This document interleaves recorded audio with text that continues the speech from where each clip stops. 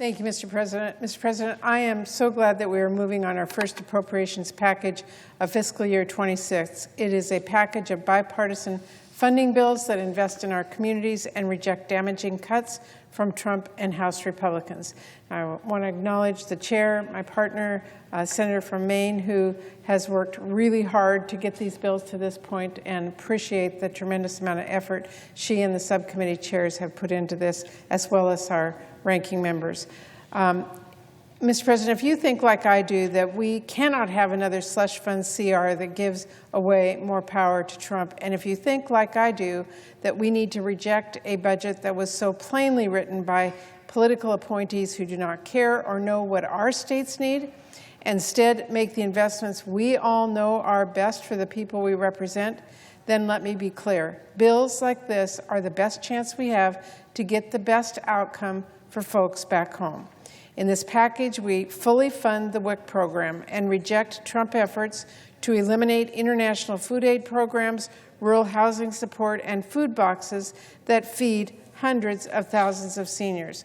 We reject Trump's call to cut FDA funding by hundreds of millions and slash ag research funding for universities across the country.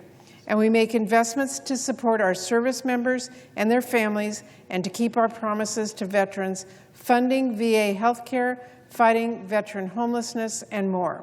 Crucially, we don't just have investments in this bill, but also new provisions to hold this and any administration accountable to deliver for our veterans, requiring VA maintain staffing levels to meet their own goals so we can stop the damage being caused by Trump's mass firing of our VA workers, requiring briefings and information so Congress, all of us, can actually get answers on how Trump's new discriminatory policies are affecting our veterans, and withholding some funding until Congress knows these programs are actually working, like for the electronic health record program, where some resources will be held until VA certifies new systems are safe and are effective for our veterans.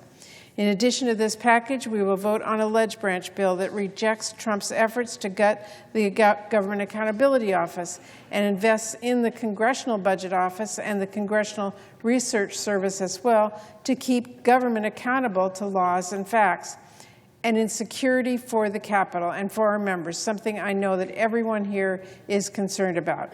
We have written these bills under challenging circumstances. Russ Vought is illegally hiding the apportionment data that we all need to have to do our jobs.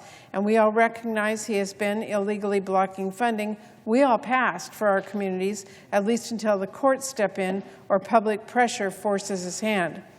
And if you're as mad as I am about an unelected bureaucrat like Russ Vought trying to overrule Congress and our constitutional role, then you should support these bills. This is how we exercise the power of the purse and make sure the voices of our constituents are heard when it comes to federal spending. We know his true motivations. It's pretty transparent. He wants Congress to be more partisan, he has said so, and less powerful. And they want to gut programs left and right without giving us any say whatsoever. So I believe we have to reject that path and assert our authority and fight for our communities. We will do that today by passing this bipartisan funding package and pushing ahead with the other bipartisan bills we have in the pipeline as well. The bills we are moving today show bipartisan work is possible, and the cuts we were able to reject and investments we were able to secure show this to all of us. This is worthwhile. So I hope all of my colleagues join with me in voting for these bills and work with me to keep this progress going. Thank you, Mr. President. I yield the floor.